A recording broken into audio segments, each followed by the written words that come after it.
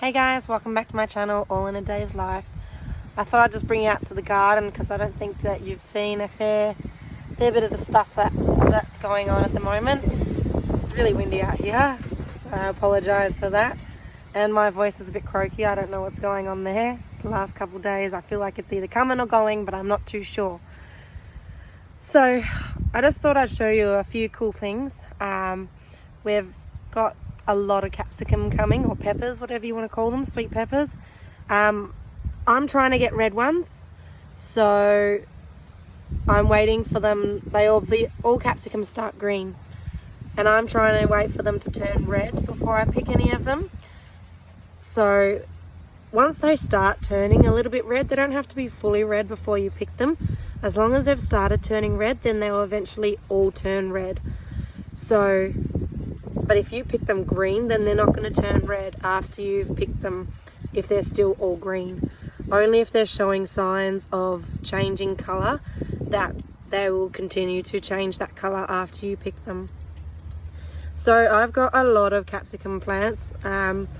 We planted a lot because they weren't showing up straight away in the seed tray. We planted all of these from seed, and it just took ages for them to come through. I think they just really needed some hardcore heat, and they just weren't getting that. So finally, when it started getting super hot, all of them popped up, and we planted most of them. Some of them we didn't get planted, so they just died off, which is a little bit sad sometimes because they're a living thing. But we did keep majority of them, which means we've just got, I'd have to say, maybe 30 or even more plants with of peppers, sweet peppers. So we've got a fair few. Some of them are still small. They're a bit slow and don't have any fruit on them yet. But I'm hoping that they'll sort of come a little bit later, which I'm okay with because we've still got loads of plants producing plenty at the moment. So we're not too worried about those smaller plants. As long as they keep doing their thing and growing, then hopefully eventually they will start putting some fruit on. If not, it's not a huge drama. We had far too many because we planted probably 2 trays full, and I think those trays have 24 maybe. I don't know. I'm saying we planted 2 trays, but we actually planted like 3 or 4 of them because they just weren't popping up. One tray was from a seed packet, and the rest were just from a capsicum, a pepper that I had used. We just kept all the seeds and we just planted them into the seedling tray, and we got a fair few come through finally. And they've started producing fruit. It's been about a month or so that they've had fruit on them. Some of them are smaller than others. Like our very first one that we picked that started changing into the red colour was a bit smaller, but that's okay. We've got plenty of huge ones coming through. I've already picked 3 that were starting to change, so they're in the process of still changing red, but I have picked them because they had the colour on them already. So I'm just going to show you the rest of them that we have, and go from there. So in this round barrel here, we've got a fair few plants, and you can see this one's starting to get a red tinge here, and he's a big one. Like compared to my hand, he's pretty big. And there's a few more here, and a few more in here, and another big one over here. He's starting to get the tinge too. So in here we've got, let me just count, 1, 2, 3, 4, 5, 6, about 7 in this one here, and then I've got another one right next to it, and he's got 1, 2, 3, 4, 5, 6, 7, 8 or 9 plants in here. See, he's a fairly big one too. He's going to be a nice one. He's got some red on him. Now we did have this problem with this. I think this is, what did my husband say? I think it's end rot root. something like that. Rot root ends. Apparently they're still okay to keep growing and to leave on the tree, not to pick them, but when they start getting the red tinge like this, to pick them and let them change the colour. And then when you go to using them, just chop off that bit. The rest of it's still good. So that's what we're going to try, and we'll see what happens with that. But yeah, I've got heaps more here, some more in there. It's really hard to show you all of them here. So we got a few of them that have that. But yeah, we've got a few more on this side here. There's a few here. So that's our yellow barrel and our pink barrel. They're full of them. I've got 4 more yellow pots here. As you can see, this guy's already got a little guy on him. These two don't have any yet, and this guy has got a couple of little ones sprouting on there. And then in this barrel, I've got another 3, which is also starting to show some fruit. So we've got another 3 in here. This one's got this big guy, and this one's got a few little ones popping up on there. And like I said, we've got quite a few. These ones here are a bit smaller and do not have any fruit yet, but I've got 1, 2, 3, 4, 5, 6, 7, 8, 9, 10, 11, 12, 13, 14, 15. Looks like 15 in here. But yeah, see some of these at the back that aren't getting as much sun because they're covered by this big tomato bush here. They don't have any fruit on them yet. They are getting flowers. So I'm going to assume that we're going to get some soon. Oh, this one's got one. He's got a fruit. Yeah, but these little guys are just a little bit slower. So I'm hoping that maybe they'll catch up soon. I am planning to pull these tomato plants out once all of these green tomatoes turn red, because they're just next year I think we need to do something better about a trellis for these. I'm thinking one that grows up and over, or maybe do like a square posted one that we tie them to, because these are growing so long that they're growing up and folding over to the other side. So they're very tall. Now over here, this is more tomatoes, which we'll also be pulling out. Most of these have gone red, so I'll be able to get those out soon. But I don't know if you can see on the other side here. Let me just walk around. That's more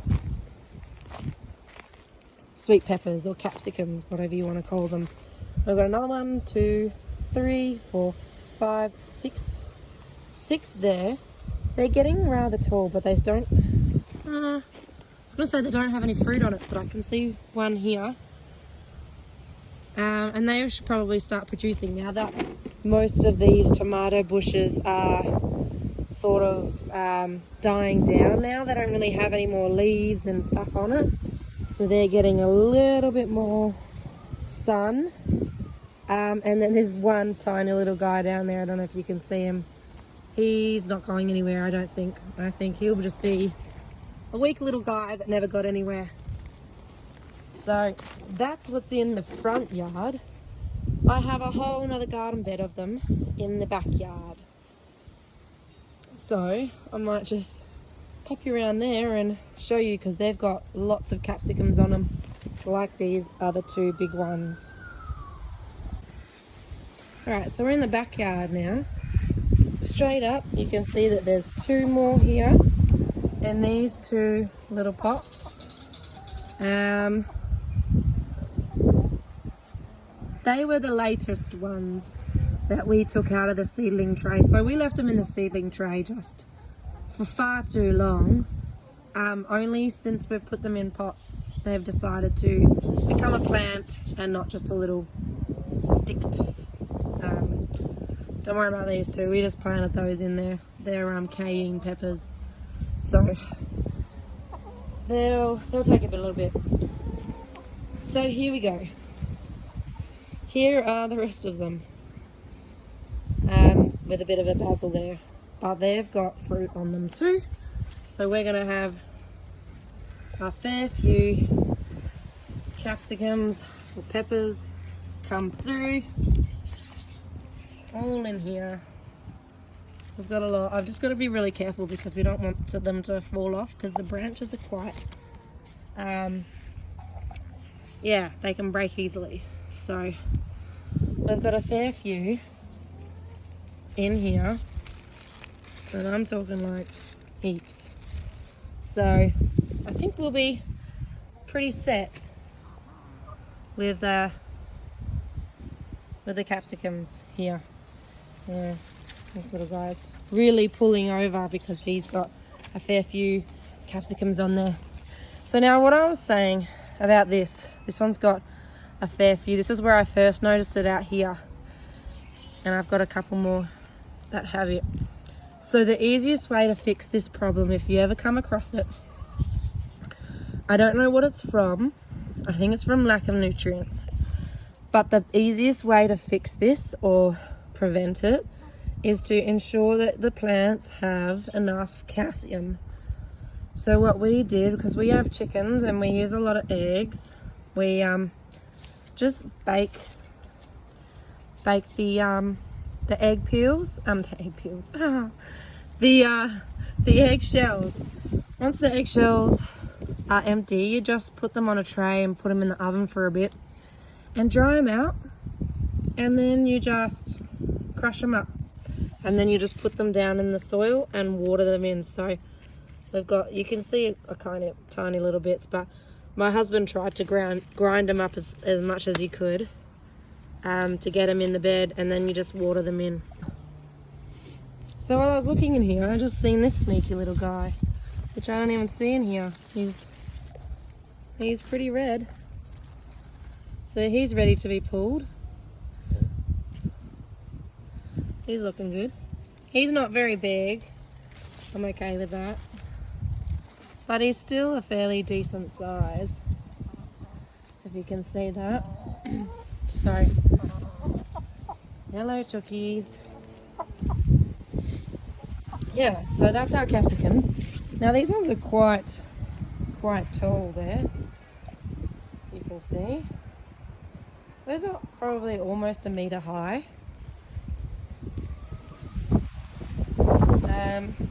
My only thing that I would probably change for next time would be to get them maybe in a cage or something, because it's fairly windy, and it has been the last few weeks, and they're all sort of towering over. There are a couple of sticks and stuff in here. I do not know if the plant, oh yeah, the plant's attached, but not all of them have sticks. So either stick them all up or use one of the tomato cages, which I've also seen people use.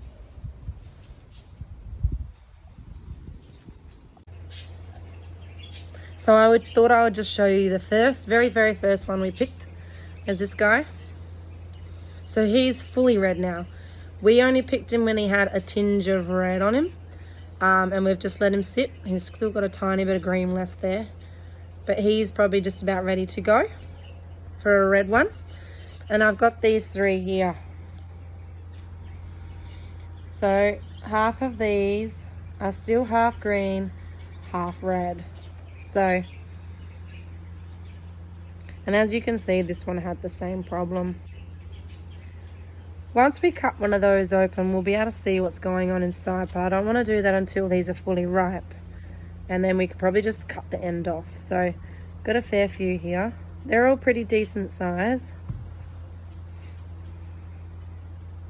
I mean, they're not overly huge, but you know, that's still going to be a good vegetable you use. So I'm pretty stoked about that, especially since we didn't use a whole lot of the seeds from the packet, and they're just from a capsicum itself. And a capsicum Why wouldn't you? When a capsicum has that many seeds inside, that's a lot of plants in every single one of these. So imagine keeping all the seeds from every single plant. You'd be able to make your own farm just for capsicums or peppers, whatever you want to call them. I feel like that's just an easy win-win. You get seeds from one of these for free. It's free seeds. So whenever you open one of these, peppers, capsicum, sweet pepper, whatever you want to call it, keep the seeds. Just keep them. Just pull them out onto a napkin or serviette and dry them out, and then just pop them into a little container or a paper bag or something and just keep them. I just feel like it's the easiest thing when the seeds come free in a vegetable. Same with butternut pumpkins and any pumpkins for that matter. They just have so many seeds in them. So why wouldn't you just plant them in your garden and grow them? Even if they don't work, it's no loss really, is it? You know, other than a bit of time. The seeds are free. And you've seen my garden with all of the plants, and they're doing just fine. And they're mostly from just a capsicum. Kept the seeds of only one capsicum, and it made all of those plants. So honestly, keep your seeds. Put them in the ground, whether they work or not. They love the heat. This is the main thing, is that when you want to start growing them, which is what we're going to do this year, next season, we're even going to try and do it during the winter, is grow the seeds hot. So make sure the soil is hot. So put it on a heat pad or in a greenhouse. Whatever it is you're going to do, we're going to try and do that this year. Because these came so late. Like, it's end of January here in Australia, where it's almost the end of summer. So I think March is when it turns to autumn. So I've only got February left, and they're only just coming through. Like, this is literally the first one, and then these are the next ones that I picked.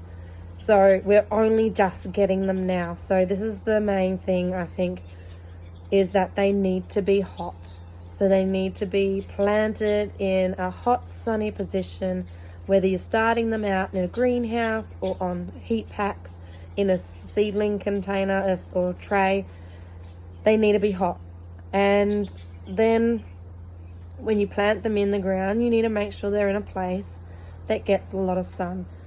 The morning sun is best. The afternoon sun is harsh.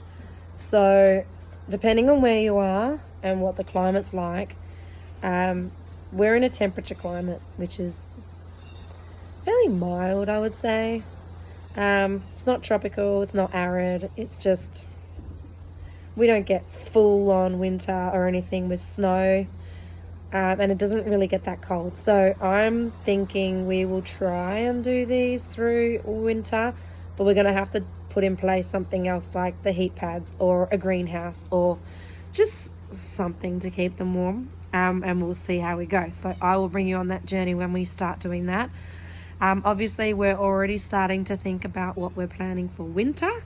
So I have put through a big seed order on what to plant, because I have seen that we can start putting some seeds into some seedling trays this month or even next month to begin. So we are going to get a few things sorted in the next couple of weeks. So I will take you along the journey with that, because we have not grown winter vegetables before. So this is our first season growing in the garden. We just keep growing and growing. We started out with 3 garden beds, and we've just got more and more and more. So we are probably up to, so I've got 15 garden beds, raised garden beds. Those coloured barrels that you saw before, the yellow and pink one, I've got 5 of those, all in different colours with different things in them. And then I'm using just not a raised garden bed, but a garden bed that's on the ground that's sort of got pavers to block it off. And in there we've got some fruit trees and all of our pumpkins growing. We've got a Japanese pumpkin, a butternut pumpkin, and some zucchinis. We had some zucchini plants that just really got covered in what do you call it, powdery mildew, and we kept on trying to bring them back, but each time they would come back and the vegetables would grow on it, the vegetables kept dying off. I don't know if they weren't getting pollinated enough. We tried to self-pollinate most of them because we just weren't too sure if we had enough bees in the front yard to pollinate them. So we've been pollinating ourselves, the squash, the zucchini, the pumpkins. But each time the zucchinis would just fizzle out. They'd turn yellow and just drop off. So we've pulled out all of the mature zucchini plants that we started at the beginning of the season from seed. And I've now already planted some more into the garden where they were, as well as some more I've got out here in the back. So we're trying to roll again before the end of the season, try and catch some more zucchinis, because I was fairly disappointed with the zucchinis we did get. We only got, I don't know how many we got, but it just wasn't enough for me. I would say maybe we got a dozen, 12, but I had about 24. I had about 12 plants. So that does not sound good. Obviously, some didn't produce. Maybe it was a bit more than 12. But not all of them were big. Some of them were fairly small. Some of them didn't produce any. And it was just, I just feel like I wanted more produce from the zucchini plant. I wanted a lot of zucchini. You can do a lot with zucchini, and I just wanted more of it, but I just didn't get it. So I'm hoping that next year that we can up that, and I'm hoping that the ones that I've just planted into the ground, so I planted those seeds in a seedling tray a couple months ago. It didn't take long for them to pop up at all, and we got the whole tray worth. So that's about 24 plants. We obviously didn't plant all of them. There are still some in the tray struggling, which we probably just won't use. My husband's planted some just in the ground randomly to see if they'll work, just in sand. So that'll be a bit of a, I guess, an experiment to see if they can just grow anywhere or if they really need the nutrients in the soil. I've got 6 plants in my backyard in one of the raised beds, and then I think we've got another 7 in the front yard in a raised garden bed. And then we've got 3 in the garden bed on the ground out the front near where the pumpkins are. And then my husband has just planted 3 in the sand over here where we're keeping our seedling trays. So I've got a nice shady spot over here that has my seedling trays on it, and it seems to be working. We had them originally out the front yard on the deck, but it was just getting smashed with the sun, and I just think it was just burning my seeds and they weren't coming through. So we've moved that now out the back into more of a, I guess, shadier spot. It gets a little bit of sun, but majority of the time it's in the shade.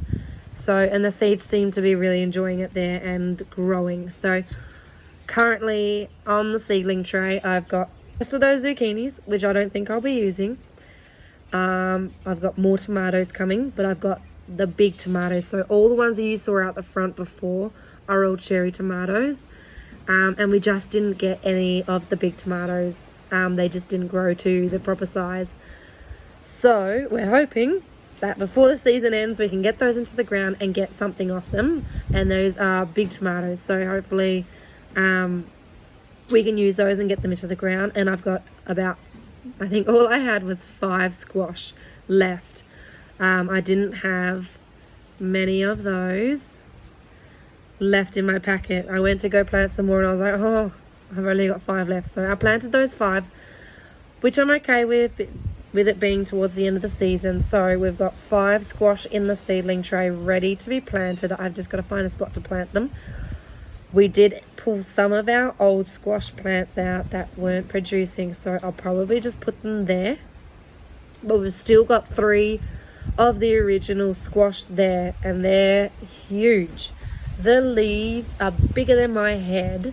They are massive.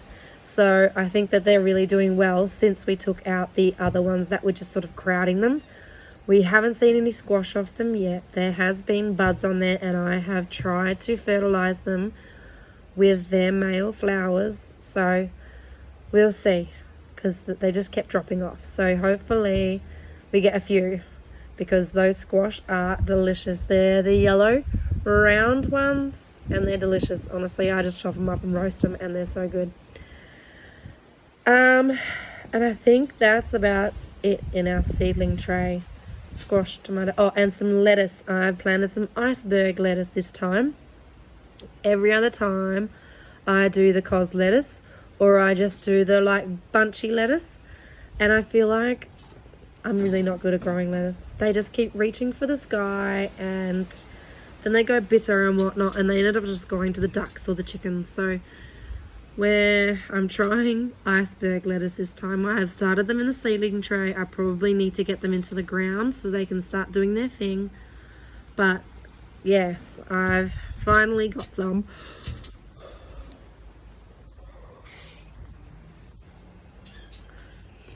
So I finally got some planted in seedling trays, so that I just need to get into the ground now.